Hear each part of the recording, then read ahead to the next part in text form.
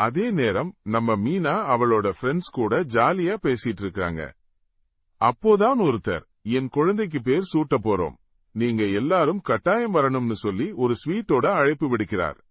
அப்புறம் என்ன, அங்கேயும் அதே கேள்விதான்.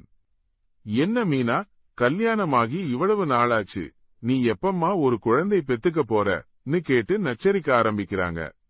இதை கேட்டதும் தான் மீனா மனசுக்குள்ள ஒரு ஆசை, ஐயோ எனக்கும் ஒரு குழந்தை பெத்துக்க ஆசை வருதேன்னு தோணுது. உடனே வீட்டுக்கு வந்துட்டா. மனசு முழுக்க முத்துவோட நினைப்புதான். அவன் என்னைக்கும் இல்லாத பூ வாங்கிட்டு வந்து இந்த மீனா உனக்குன்னு குடுக்கிற மாதிரி ஒரு கற்பனை கனவுலகம். ஆனா நிஜத்துல மனோஜ் பூவோட வந்து ரோகிணியை கூப்பிடுறான். இதை பார்த்த நம்ம மீனா, என்னடா மனோஜ், என்ன திடீர் லவ்ல பூவெல்லாம் வாங்கிட்டு வந்திருக்கன்னு கேட்டுடுறா. அதுக்கு மனோஜ், ஐயோ ஒரு பாட்டிப்பூ வாங்கிங்கன்னு ஒரே தொல்லை, அதான் வாங்கிட்டு வந்தேன். அம்மா பாக்குறதுக்கு முன்னாடி எடுத்து வச்சுக்கோன்னு ரோகிணியிடம் சொல்லி வெறுப்பேத்துறான். பாவம் ரோகிணி கடுப்பாகிடுறா இந்த கூத்துக்கு மேல.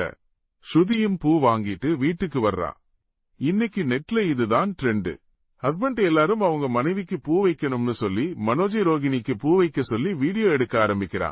அப்புறம் என்ன, ரவியை கூப்பிட்டு எனக்கும் பூ வச்சு விடுன்னு சொல்ல, ரவியும் பூ வைக்க அதை மீனாவை வீடியோ எடுக்க சொல்லி ஒரே கலாட்டா பண்ணிட்டா ஸ்ருதி.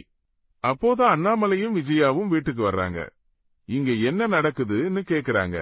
அவங்கள விடாம நீங்களும் பூ வச்சுக்கோங்கன்னு ஸ்ருதி விடாம வற்புறுத்துறா. அதுக்கு அண்ணாமலை, எனக்கு பூ வச்சு விடுற பழக்கமெல்லாம் இல்லைமா, பொதுவா விஜயாதான் என் காதுல பூ சுத்துவான்னு ஒரு நக்கலா சொல்ல எல்லாரும் சிரிக்கிறாங்க. ஆனா ஸ்ருதி விடவே இல்லை. வற்புறுத்த கடைசியில விஜயாவுக்கு பூ வச்சு விடுறார் அண்ணாமலை. அந்த சமயத்துல விஜயா ரோகிணியை கவனிச்சிடுறா. உனக்கு யாரு பூ வாங்கி கொடுத்ததுன்னு கேட்டுடுறா.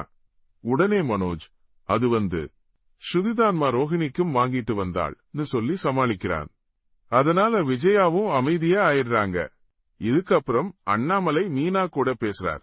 மீனா, கிரிஷ் விஷயத்துல நீங்க ரொம்பவே நல்லா பண்ணீங்க.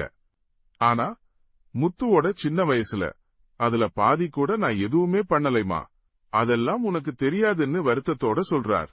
அதுக்கு மீனா, எனக்கு எல்லாமே தெரியும் மாமா, அவர் என்கிட்ட எல்லாத்தையும் சொல்லிட்டாரு. இந்த வீட்டுக்கு வந்ததிலிருந்து அவர் இவ்வளவு அழுது நான் பார்த்ததே இல்லைன்னு சொல்றா. அப்போதான் அண்ணாமலை, மன்னிச்சுக்கோமா, அவன் ரொம்பவே கஷ்டப்பட்டான். நீங்க 2 பேரும் எப்பவும் சந்தோஷமா இருக்கணும், சீக்கிரமாவே நீங்க குழந்தை பெத்துக்கணும்னு வாழ்த்தறார். அப்படியானால் அடுத்து நடக்கப் போவது என்ன, மீனாவின் ஆசை நிறைவேறுமா என்பதை அடுத்த வரும் சிறகடிக்க ஆசை சீரியல் எபிசோடில் பார்க்கலாம். ட்ரெண்டிங் நண்பன் சேனலை சப்ஸ்கிரைப் பண்ணுங்க. இந்த வீடியோ பிடிச்சிருந்தா லைக் பண்ணுங்க, ஷேர் பண்ணுங்க. அடுத்த வீடியோல பார்ப்போம்.